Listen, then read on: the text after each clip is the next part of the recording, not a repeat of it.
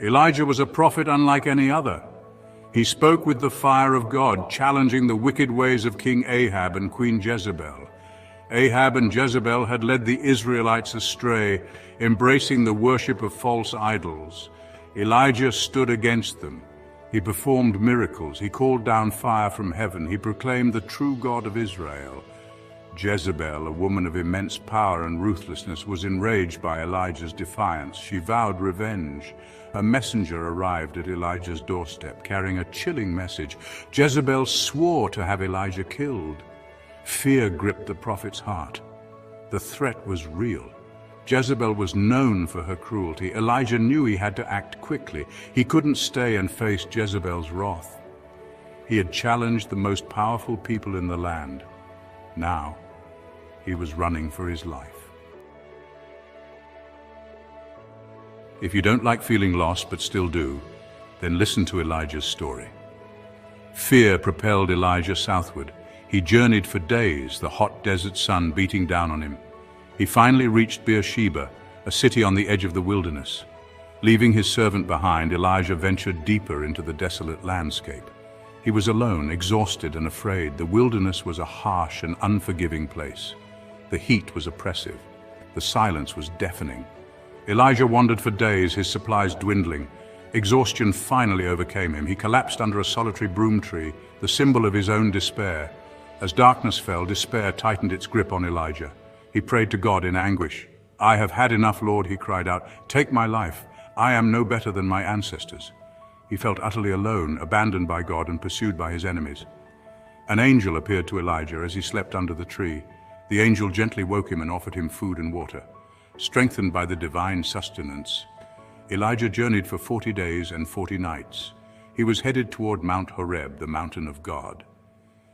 This wasn't the first time God had revealed himself on Horeb. It was here that Moses had encountered God in the burning bush. It was here that the Israelites had received the 10 Commandments. Now Elijah sought solace and guidance on this sacred ground.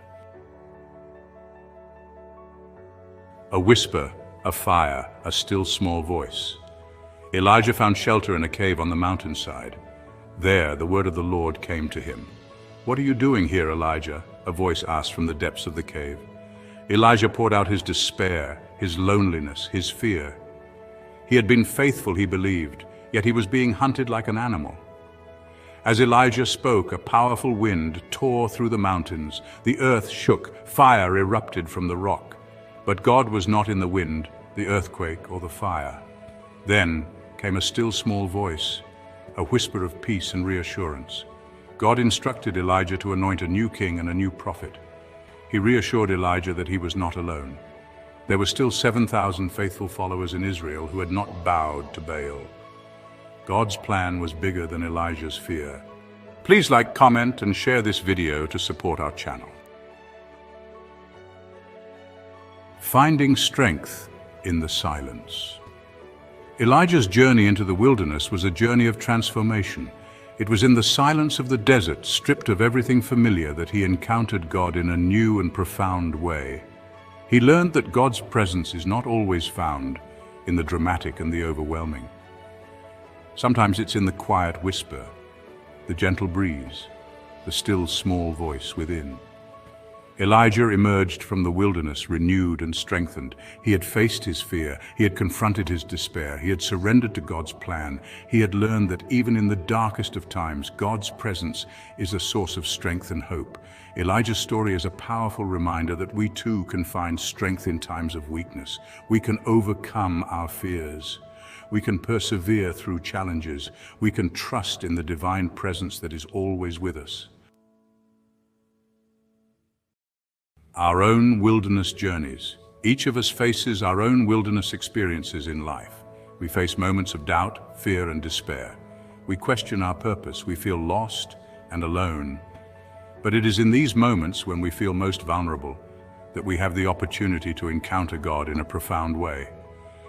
Just as Elijah found strength and guidance in the wilderness, we too can emerge from our trials stronger and more faithful.